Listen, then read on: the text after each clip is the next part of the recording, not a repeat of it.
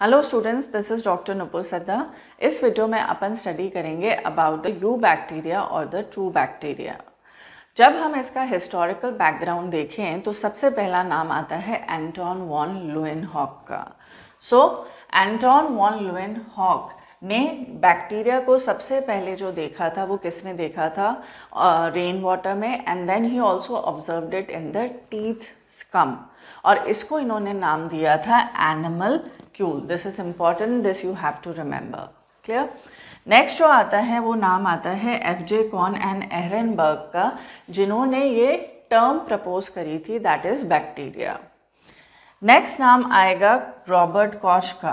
Robert Koch ने कुछ certain rules propose करे थे to prove that the bacteria are the cause of the disease, जिन्हें हम कॉश पोस्टुलेट भी कहते हैं, and for which he was awarded with the Nobel prize. Clear? Next अपन देखते हैं that is the shape of the bacteria. So depending upon the shape of the bacteria, they can be grouped into 4 types. 4 types के हो सकते हैं। सबसे पहला जो आता है that is coccus. Coccus means spherical shaped bacteria. Spherical shaped bacteria. These are the smallest bacteria of the among the other types, and they are the most resistant bacteria. Spherical shape है तो they will be like this. Example आता है इसका Micrococcus and Diplococcus pneumoniae.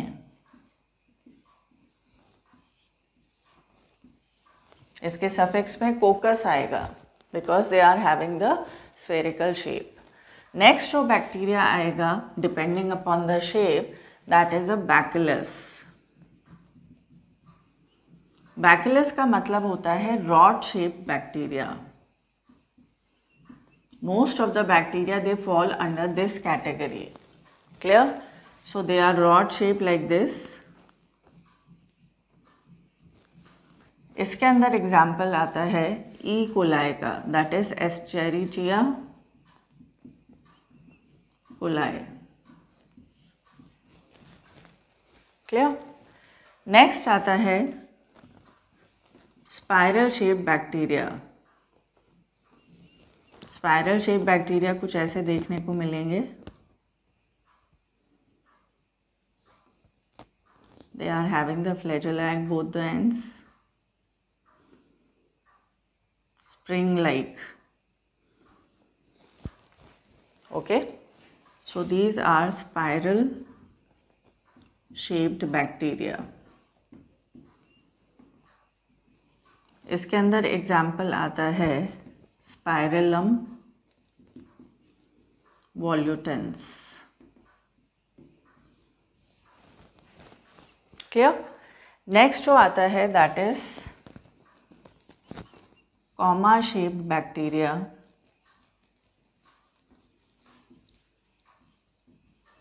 Also called as vibrio. ठीक है? इसके अंदर ये कॉमा शेप देखने को मिलते हैं लाइक दिस। इसमें कॉमन एग्जाम्पल है Vibrio cholera, which is responsible for the cholera disease. Clear? So this is about the historical background and the shape of the bacteria. Next we'll talk about the motility in bacteria. देखिए, bacteria can be motile और non motile. अगर motile bacteria है तो ये motility जो आती है that is because of the presence of the flagella. Clear? So depending upon the presence और absence of the flagella, bacteria can be of 2 types, that is atrichous and trichous. Atrichous कब होगा? जब flagella क्या है? Absent है, यानी bacteria क्या होगा? Non motile. ट्रिकस कब होगा? जब फ्लैजेला प्रेजेंट है, यानी बैक्टीरिया क्या होगा? मोटाइल। अब अट्रिकस के अंदर जो एग्जाम्पल आता है वो आता है माइक्रोकोकस का, micrococcus, that is spherical in shape. अब अपन बात करते हैं ट्रिकस की। ट्रिकस को फर्दर कैटेगराइज करा जाएगा। सबसे पहला जो आता है दैट इज अ मोनोट्रिकस। मोनोट्रिकस का मतलब होगा single flagellum present at one end of the bacterial cell. For example, this is a bacterial cell. So एक वन एंड पे एक सिंगल फ्लैजेलम देखने को मिलेगा। इसके अंदर जो एग्जाम्पल आता है that is vibrio. Clear? That is comma shaped bacteria. And next अपन देखेंगे दैट इज एम्फीट्रिकस। एम्फीट्रिकस,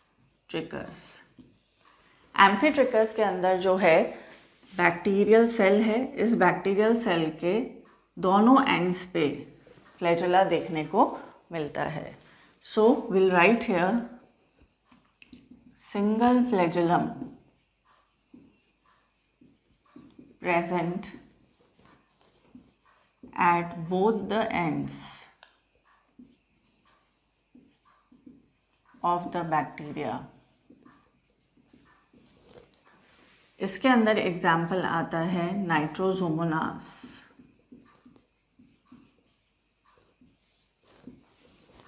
क्लियर? नेक्स्ट जो आएगा दैट इज लोफोट्रिकस। लोफोट्रिकस के अंदर जो बैक्टीरियल सेल है इसके दोनों एंड्स पे group of flagella is found. Understood? So will write here group of flagella at both the ends of the bacteria. Example आएगा इसके अंदर सैल्मोनेला। नेक्स्ट कैटेगरी आती है दैट इज सिफेलोट्रिकस। यहाँ पर बैक्टीरियल सेल के अंदर एक ही एंड पर मिलता है ग्रुप ऑफ फ्लैजेला और tuft of flagella. So will write here group of flagella present at one end of bacterial cell.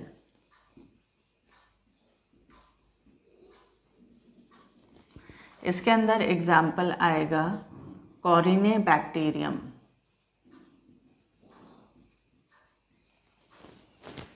Clear? Last category जो आती है which is the most frequently asked question, peritrichous. इसके अंदर जो flagella है that is present on the entire surface of the bacterial cell like this. So we'll write here flagella present all over the bacterial cell. इसके अंदर example आएगा Escherichia coli और we'll write as E. coli. So that was about the motility in bacteria.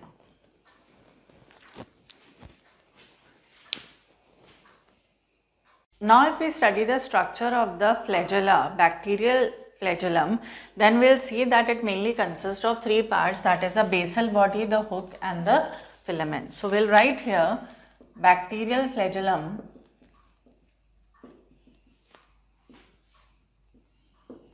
consists of three parts. Now what are these three parts? The basal body, the hook and the filament. Now let us consider these one by one. जब सबसे पहले हम बात करते हैं basal body की, ये कहाँ पर मिलता है? It lies within the cell membrane and the cell wall. So it lies within the cell membrane and cell wall. It is a rod shaped structure. As you can see here, it is a rod shaped structure.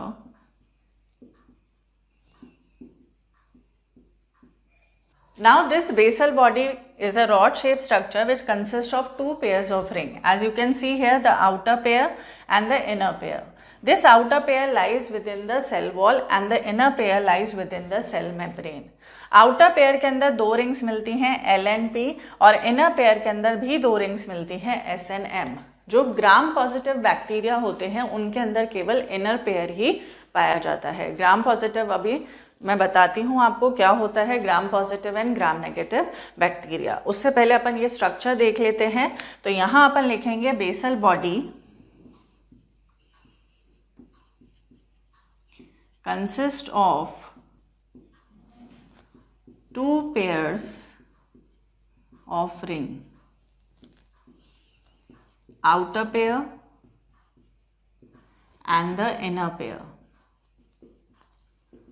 outer pair कहाँ मिलता है? within the cell wall and it consists of two rings, that is L ring and the P ring.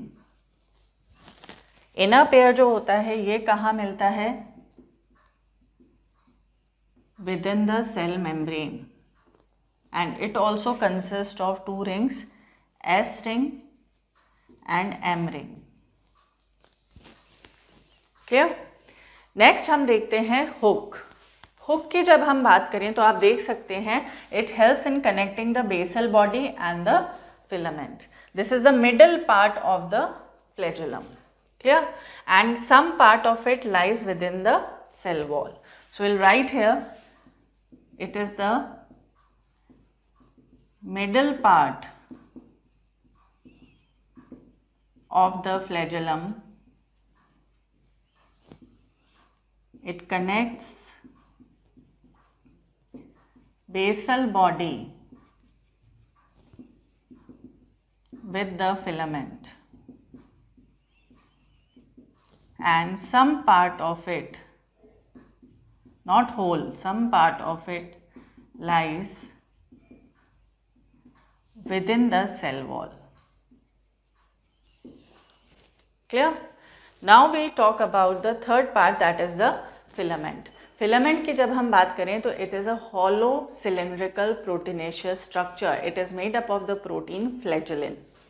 So we'll write here it is a hollow cylindrical proteinaceous structure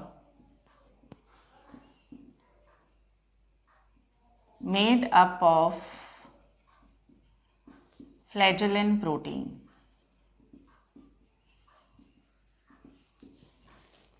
Clear?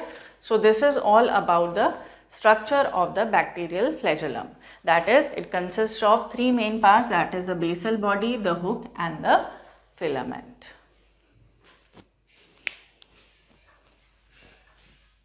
Now let us study about the staining of bacteria. ये technique develop करी थी Christian ग्राम ने, इसीलिए इसको gram staining technique भी कहते हैं.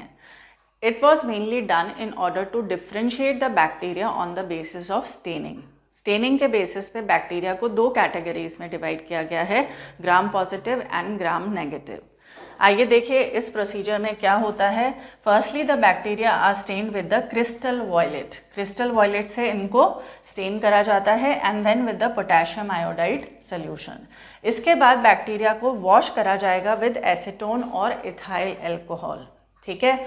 Washing के बाद क्या होता है, कुछ बैक्टीरिया जो होंगे वो ये स्टेन को रिटेन करके रखते हैं, मतलब वो कलर्ड ही रहेंगे, उनको हम क्या कहते हैं, ग्राम पॉजिटिव बैक्टीरिया। और कुछ जो बैक्टीरिया हैं they decolorize, they do not retain the stain, stain को रिटेन नहीं कर पाते हैं, उनको हम क्या कहते हैं, we call them as gram negative. Clear. इसीलिए इनको वापस से काउंटर स्टेन करा जाता है with safranin. Now let us look at the differences between the gram positive and gram negative bacteria. Differences between gram positive bacteria and gram negative bacteria. Clear? सबसे पहले अगर हम बात करें ग्राम पॉजिटिव बैक्टीरिया की, तो अभी जैसे मैंने बताया they will retain the stain. तो gram positive bacteria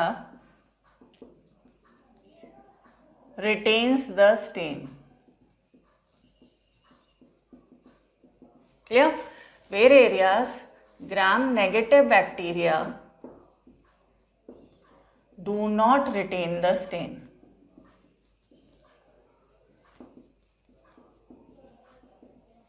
Clear?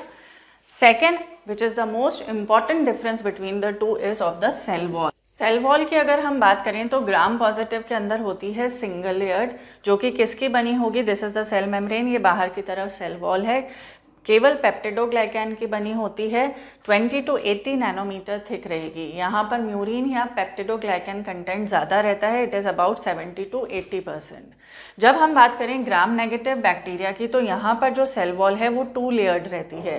Inner layer जो होगी वो पेप्टिडोग्लाइकैन की बनी होती है, which is 8 to 12 nanometre in thickness. यहाँ पर पेप्टिडोग्लाइकैन कंटेंट भी कम रहेगा, दैट इज 10 to 20%। और बाहर वाली जो लेयर है वो बनी होती है लाइपोपॉलीसेकेराइड एंड प्रोटीन्स की। क्लियर। देन जो थर्ड डिफरेंस आता है, दैट इज जो ग्राम पॉजिटिव बैक्टीरिया है इनके अंदर टिकोइक एसिड प्रेजेंट रहता है। Clear. Whereas in case of gram negative bacteria जो है टिकोइक एब्सेंट रहेगा। क्लियर। देन आता है फोर्थ डिफरेंस, दैट इज यहाँ पर मीजोसोम्स जो होंगे दे आर क्वाइट प्रोमिनेंट रहते हैं, देखने को मिलते हैं काफ़ी। And in gram negative bacteria mesosomes are less prominent. Mesosomes के बारे में अपन ऑलरेडी पढ़ चुके हैं, they are the surface extensions, ठीक है, and they are analogous to mitochondria and they are found in the bacterias। तो यहाँ पर quite prominent है, यहाँ पर less prominent है। इसके बाद जो आपको ध्यान रखना है कि जो ग्राम पॉजिटिव बैक्टीरिया है यहाँ पर only 2 rings are present in the flagellum। Flagellum के अंदर केवल 2 rings देखने को मिलती हैं, that is inner pair S and M। Clear. In the basal body rings कहाँ मौजूद होती हैं, बेसल बॉडी में। जबकि अगर हम ग्राम नेगेटिव की बात करें तो यहाँ पर 4 rings will be present in the basal body of the flagellum. 4 rings will be there, that is L, P, S and M। Clear. इसके बाद जो आपको ध्यान रखना है नेक्स्ट डिफरेंस, दैट इज जो है few pathogenic bacteria, only few pathogenic bacteria come under this category। clear। and most of the pathogenic bacteria are gram negative। most pathogenic bacteria are gram negative। clear। एक और important difference है जो आपको ध्यान रखना है, that is it is penicillin sensitive. Penicillin के लिए क्या रहेगा, सेंसिटिव रहेगा, it is an antibiotic and Gram negative are resistant to penicillin.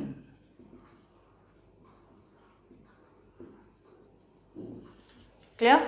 So this was all about the gram staining technique and the difference between the gram positive and the gram negative bacteria.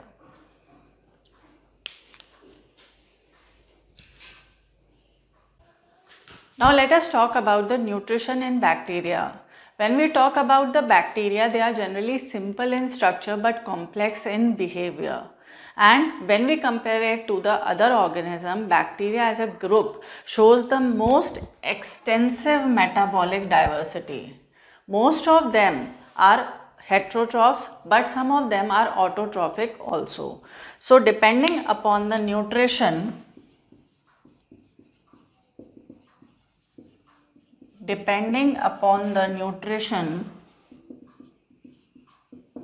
bacteria can be classified into two groups.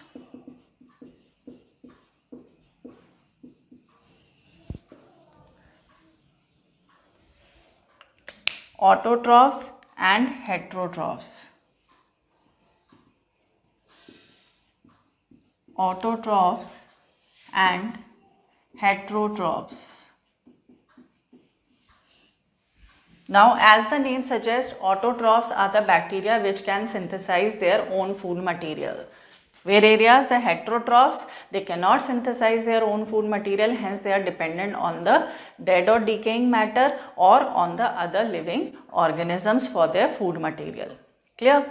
Now, if we talk about the autotrophs, depending upon the source of energy which they are utilizing for synthesizing their food material, they can be of two types: photoautotrophs and chemoautotrophs. If they utilize the light energy of the sun as the source of energy, then they will be known as a photoautotrophs. And if they utilize the chemical energy, that is, whenever the chemical compounds gets oxidized, it will release the energy, and that energy is used for synthesis of food material, then it is known as the chemoautotrophs.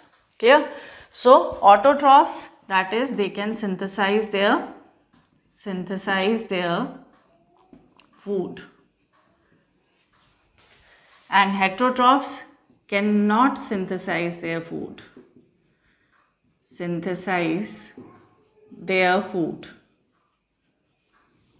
Okay, इसको और इसको further classify किया जाता है। Autotrophs को हम दो में डिवाइड करेंगे depending upon the source of energy, photo autotrophs and chemo autotrophs. Clear? Now heterotrophs को भी हम फर्दर डिवाइड करेंगे as saprophytic, which feeds on the dead and decaying matter. Then is parasitic, which is dependent on the other living organism or the host for its requirements, food requirements. And the third one is symbiotic, which lives in close association with the other organism. Clear? So पहले अपन autotrophs को detail में देख लेते हैं. So if we talk about the autotrophs, autotrophs में भी जो अपन पहला देख रहे हैं, that is the photoautotrophs.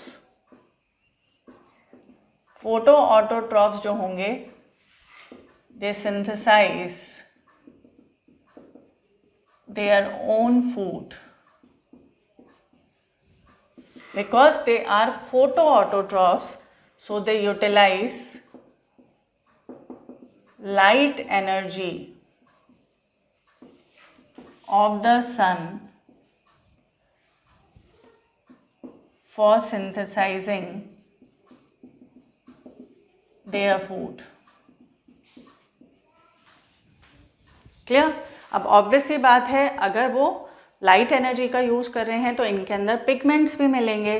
So they possess photosynthetic pigments. Photosynthetic pigments. Clear?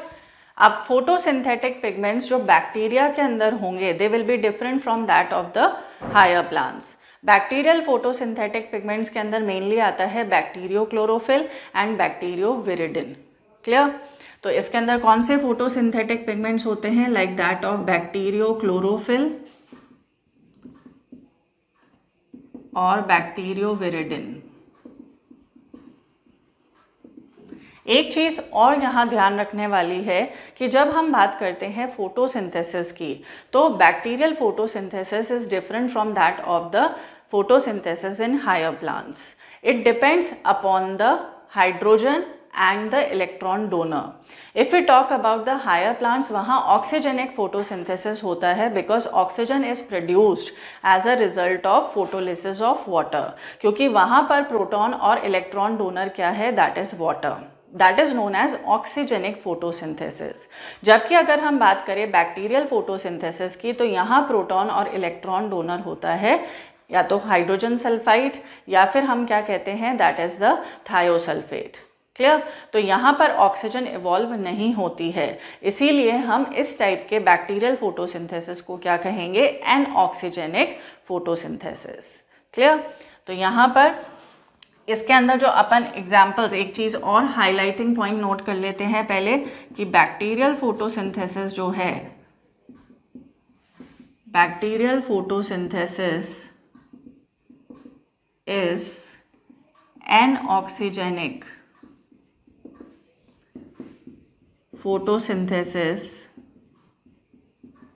as oxygen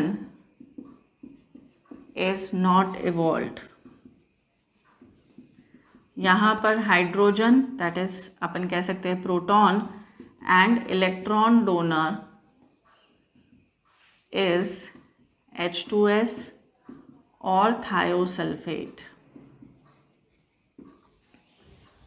clear? इसके अंदर जो एग्जाम्पल आते हैं, एक तो आएगा ग्रीन सल्फर बैक्टीरिया. इसके अंदर जो पिगमेंट मौजूद रहता है that is बैक्टीरियोविरिडिन.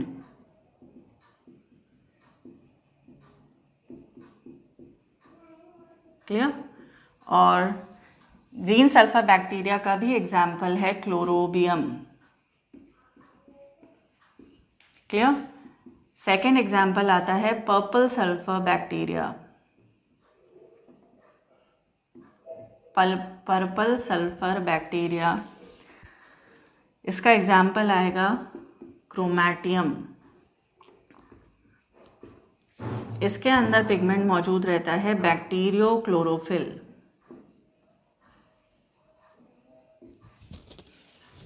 Clear? So this is about the photoautotrophs. In continuation with the nutrition in bacteria, अपन ने phototrophs देख लिया है. अब अपन देखेंगे chemotrophs and heterotrophs. कीमोट्रॉप्स की अगर हम बात करें तो यहाँ पर लाइट एनर्जी की बजाय केमिकल एनर्जी का यूज़ होता है in order to synthesise the food material. अब ये एनर्जी कैसे आएगी? By the oxidation of the chemical compounds. इससे एनर्जी रिलीज होती है that will be utilise for the synthesis of the food material. क्योंकि यहाँ पर लाइट एनर्जी का यूज़ नहीं हो रहा है, इसलिए यहाँ पर कोई भी पिगमेंट्स नहीं मिलेंगे, जैसे कि किस में पाए जा रहे थे? फोटोसिंथेटिक बैक्टीरिया में देखने को मिल रहे थे. उसके बाद अपन इसके एग्जाम्पल्स अगर देखें तो सबसे पहला एग्जाम्पल आता है नाइट्रीफाइंग बैक्टीरिया का. नाइट्रीफाइंग बैक्टीरिया क्या करता है? It oxidise the nitrogenous compounds. Nitrogenous compounds को ऑक्सीडाइज करता है. इसमें आएगा सबसे पहले तो नाइट्राइट बैक्टीरिया, जो कि कन्वर्ट करेगा अमोनिया को नाइट्राइट में. क्लियर? एग्जाम्पल आता है नाइट्रोजोमोनास. देन आता है नाइट्रेट बैक्टीरिया, जो कन्वर्ट करता है नाइट्राइट को नाइट्रेट में. इसमें एग्जाम्पल आता है Nitrobacter. Clear? Other examples are also there, जैसे कि हाइड्रोजन बैक्टीरिया, एग्जाम्पल आ गया हाइड्रोजिनोमोनास.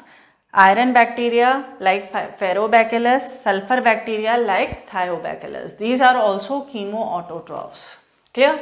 नेक्स्ट अपन आते हैं हेट्रोट्रॉफ्स पे. Most of the bacteria are heterotrophic in nature, that is they are dependent on the either the dead organic matter or on the other living organism for their food requirements.